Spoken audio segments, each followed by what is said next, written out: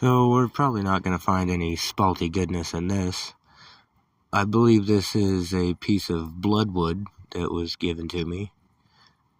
And there it is. I've turned it down into its basic shape. And I started the sanding process. And I was using some wood turner's grit compound. And just looking at the color change. It's crazy how well this polished up. And there it is, finished. Well, hasn't been sealed yet. But the polish on that is crazy. I think it turned out looking pretty sweet. Follow for more spalty goodness.